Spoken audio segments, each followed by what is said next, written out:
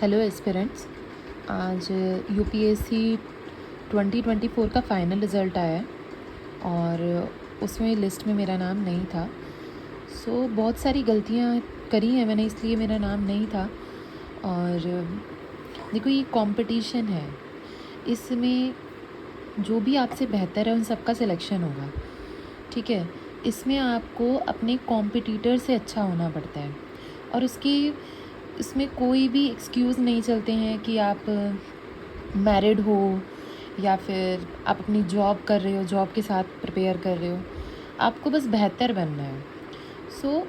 अब मैं इसको एज़ अ फेलियर देखूँगी, नेगेटिव तरह से देखूँगी, तो फिर धीरे धीरे क्या होगा कि मेरे यूपीएससी प्रिपरेशन में मन नहीं लगेगा। पर मुझे इसको एक पॉजिटिव की तरह देखना है कि कोई नहीं, मैं फ़ाइनल लिस्ट में अपना नाम नहीं देख पाई, पर ऐसा नहीं है कि आगे नहीं होगा। आगे हो सकता है कि आगे मैं और बेटर परफॉर्म करूं और अच्छा परफॉर्म करूं, और कोई एक ऐसा दिन आए जिस दिन फ़ाइनल लिस्ट में भी मेरा नाम हो। आज मैं डिस्कस करूंगी आपके साथ कि मैंने क्या क्या ऐसी मिस्टेक करी हैं पहले अटेम्प्ट्स में भी और इस अटेम्प्ट्स में भी, जो मैं फ़ाइनल लिस्ट में नाम जो है मेरा नहीं आ पाया। तो देखो, सबसे पहले तो मैंने प्रीलिम्स सेंट्रिक प्रिपरेशन करी थी, क्योंकि मेरे इनिशियल जो अटैम्प्ट थे उसमें मेरा प्रीलिम्स नहीं हुआ था। तो जब मेरा प्रीलिम्स नहीं हुआ था तो प्रीलिम्स की वजह से ना मेरे को ऐसा डर लगने लगा कि मेरा प्रीलिम्स क्लियर नहीं हो रहा है। तो मेरी सारी प्रिपरेशन जो है वो प्रीलिम्स सेंट्रिक हो गई कि मुझे जो है क्या करना है, एमसीक्यू सॉल्व करने हैं। कोई भी चीज़ है तो उसको ऐसा कैसे पढ़ना है, जैसे फैक्ट और ये सब इसकी तरह देखना है।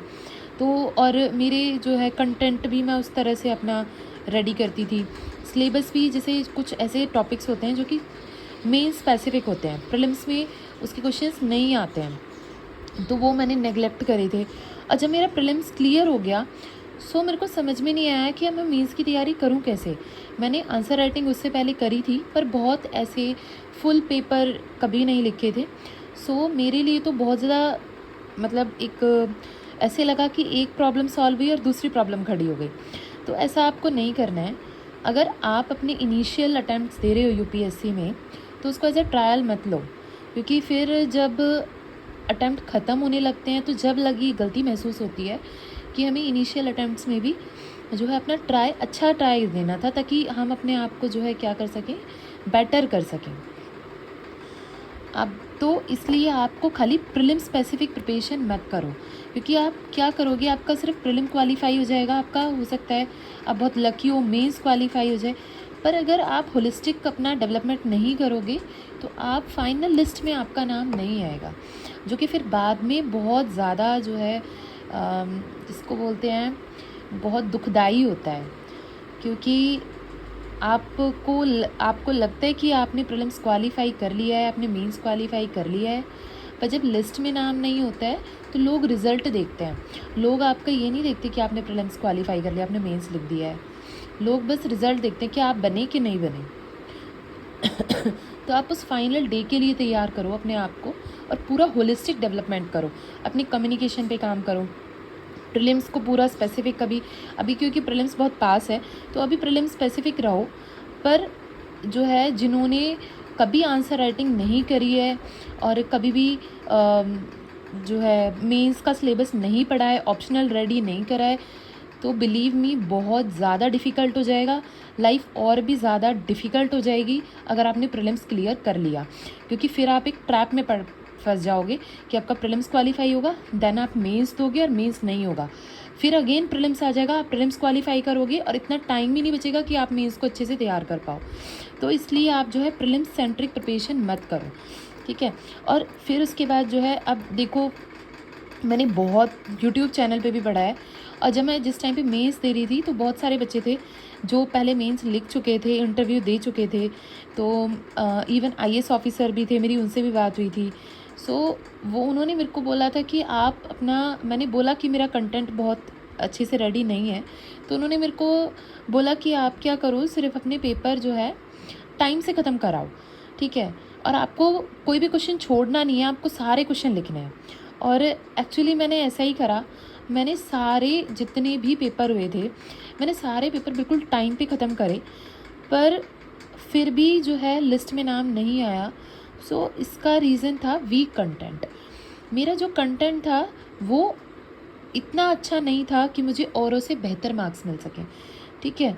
तो आपको जो है क्या करना है, एक आध क्वेश्चन अगर मतलब छोड़ना कोई क्वेश्चन नहीं है, छोड़ना नहीं है, पर खाली पेपर कंप्लीट करने से, फिनिश करने से कोई भी गारंटी नहीं है कि आपका जो है लिस्ट में नाम आ जाएगा।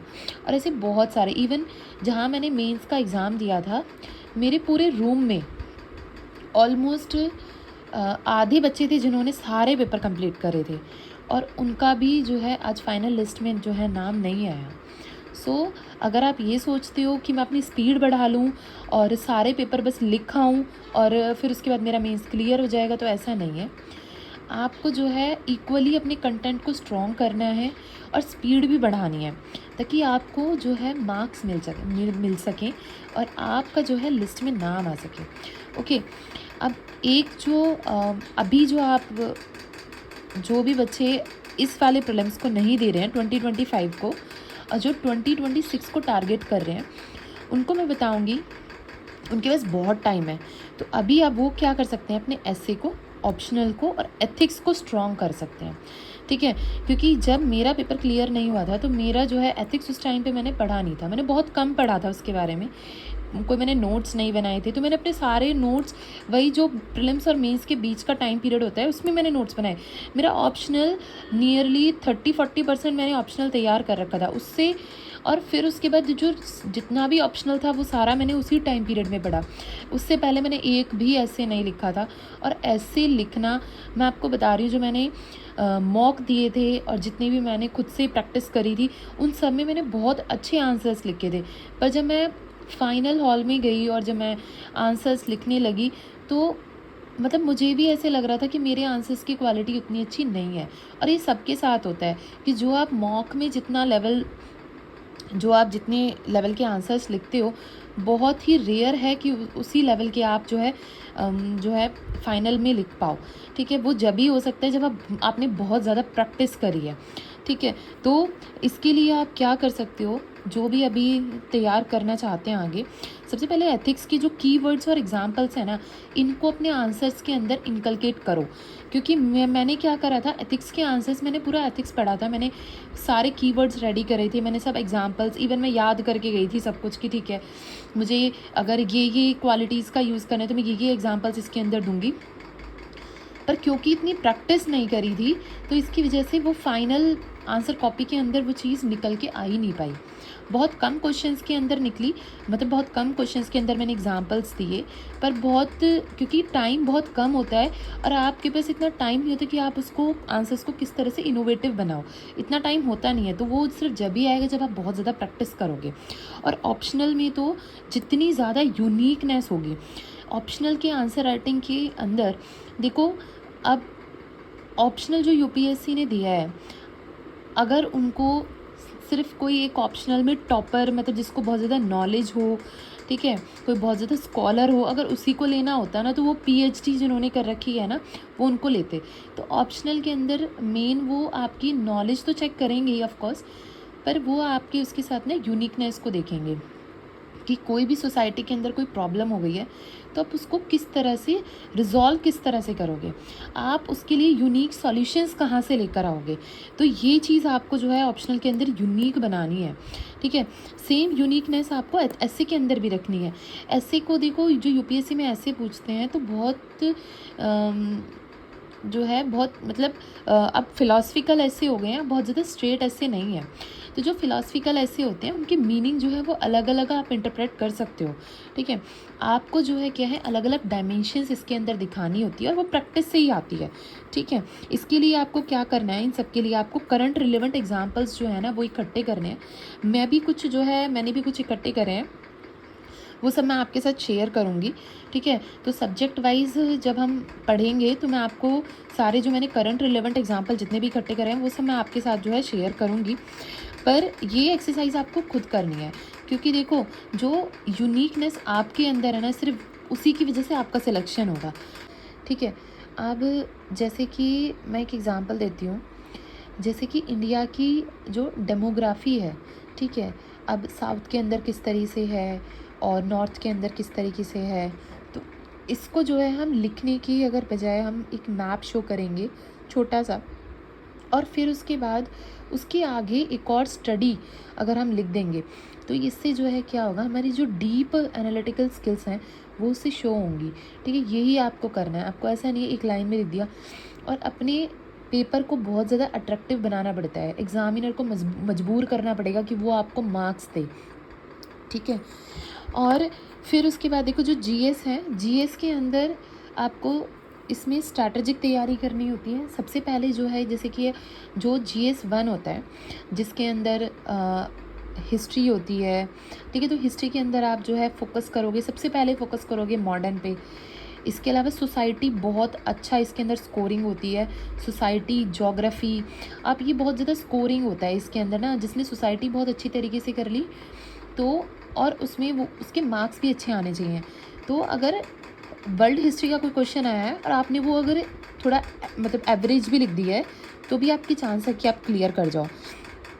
जैसे कि जीएस 3 होता है, उसके अंदर इंटरनल सिक्योरिटी है, डिज़ास्टर मैनेजमेंट है। बहुत छोटे टॉपिक हैं और इनमें से क्वेश्चन आते ही आते हैं मेंस के अंदर। तो आपको इनको इतने अच्छे से तैयार करना है कि इनका कोई क्वेश्चन आएगा तो वो आपका सही होना चाहिए।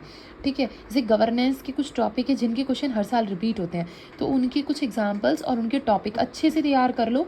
और फिर उसके बाद जो है उनमें से जो है ईजीली जो है आपके जो है मार्क्स आएंगे। ऐसा नहीं है नहीं आएंगे। मेंस जो है देखो, यूपीएससी का जो प्रीलिम्स होता है ना, वो मैं मान सकती हूँ कि वो बहुत ज़्यादा प्रिडिक्ट नहीं कर सकते हैं, पर उसको भी क्लियर करने की एक स्ट्रैटेजी होती है।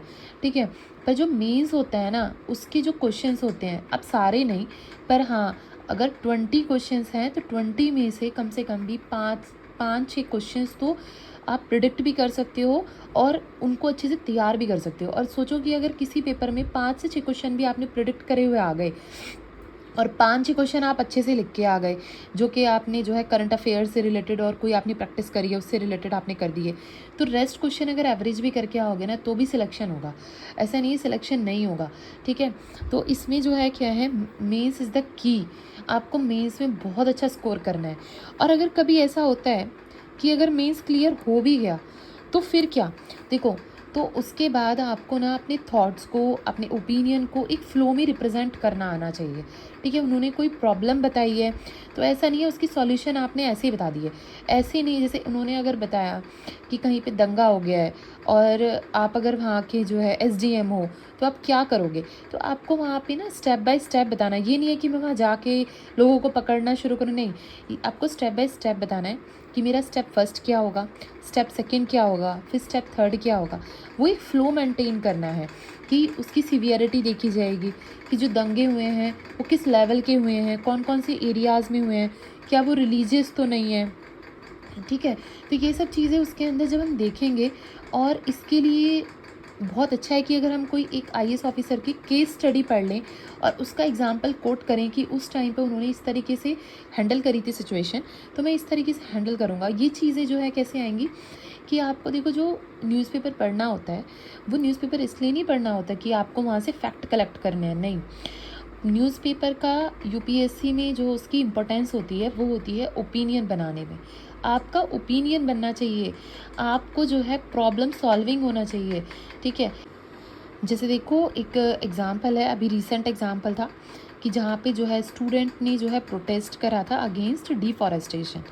अभी एक फॉरेस्ट था जिसमें जो है सरकार ने क्या करा, जो है वहाँ पे लार्ज स्केल पे जो है पेड़ काटने स्टार्ट करे। ठीक है, तो इस सिचुएशन को किस तरह से हैंडल करोगे, ये एथिक्स में आ सकता है क्वेश्चन कि आप इसको किस तरह से एथिकली किस तरीके से ठीक करोगे। तो इसमें देखो दोनों ही पक्ष को देखना ज़रूरी है, डेवलपमेंट भी होना चाहिए और वो भी होना चाहिए, बीच का कोई ऐसा सॉल्यूशन निकालना पड़ेगा कि जो हमारा इन्वायरमेंट भी प्रोटेक्ट रहे और कोई ऐसा डेवलपमेंट हम कर सकें जो कि हमारे इन्वायरमेंट को प्रोटेक्ट करे, साथ साथ में एम्प्लॉयमेंट जनरेशन करे। तो इस तरह से तो आपके जो ओपिनियंस हैं और थॉट्स हैं ना, उसमें फ़्लो होना चाहिए। ओके, और एक प्रॉब्लम क्या आती है, देखो बहुत सारे स्टूडेंट्स होते हैं जो कि क्या होते हैं, आंसर राइटिंग वो इंग्लिश में करते हैं। ठीक है, और जब उनका इंटरव्यू होता है तो वो हिंदी ऑप्ट करते हैं। ठीक है, इसका कोई नेगेटिव एज सच इसका कोई नेगेटिव इंप्रेशन तो नहीं पड़ता है, पर देखो अगर आप इंग्लिश में आंसर राइटिंग करते हो तो आपको इंग्लिश ही इंटरव्यू में ऑप्ट करनी चाहिए। इसका एक लॉजिक है कि जब देखो आप अगर अपने इंटरव्यू में आप हिंदी ऑप्ट कर लेते हो ना, तो इससे लगता है कि सामने वाला ना अपने ऊपर कॉन्फिडेंस की जो है उसको कॉन्फिडेंस नहीं है।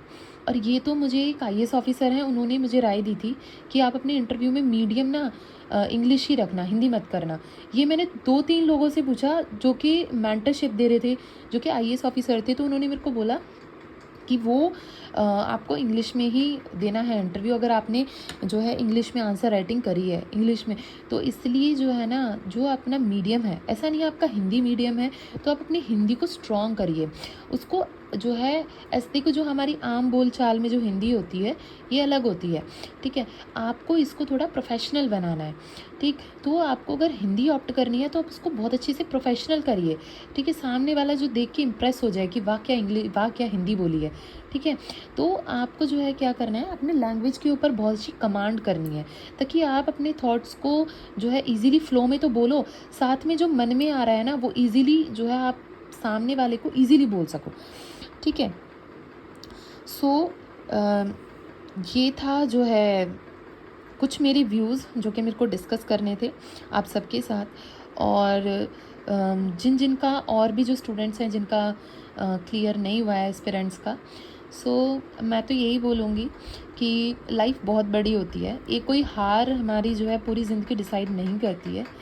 और बहुत बुरा लगता है जब सिलेक्शन नहीं होता है और बार बार लिस्ट में नाम नहीं आता है, पर फिर भी आपको एक करेज और स्ट्रेंथ आपको लेनी पड़ेगी कि आप अपने जो भी अटैम्प्ट आप दो अब नेक्स्ट, ठीक है, इससे नेक्स्ट अटैम्प्ट दो, या फिर आप ये 2025 वाला दे रहे हो तो आपको इसको ना फुल स्ट्रेंथ के साथ दो, ठीक है। क्योंकि इस ट्रैप से निकलना बहुत ज़रूरी है। आपने देखा होगा लोग 40 के हो जाते हैं, लोग 35 के हो जाते हैं, शादी हो जाती है, बच्चे हो जाते हैं, उसके बाद भी ना यूपीएससी को छोड़ नहीं पाते हैं, ठीक है। इसका रीज़न यही है कि एक ट्रैप है, इसमें जो एक बार फंस गया तो निकलना बहुत मुश्किल है, बहुत मुश्किल। कभी कभी ऐसा लगता है कि शायद बहुत गलत लाइन चूज़ कर ली है और ये लाइन चूज़ नहीं करनी थी, पर फिर भी आपको करेज रखना है कि अब अगर मैंने ये स्टेप उठाया है और मैं इतनी दूर तक आई हूँ या आया हूँ, तो अब मैं इसको नहीं छोड़ूंगी या नहीं छोड़ूंगा। मैं इसको अपने जो है अपना बेटर इस टाइम परफॉर्म करूँगा और एक लिमिट बनानी है अपनी, ठीक है, कि इसके बाद मुझे 1 अटैम्प्ट और देना है, 2 अटैम्प्ट और देने हैं।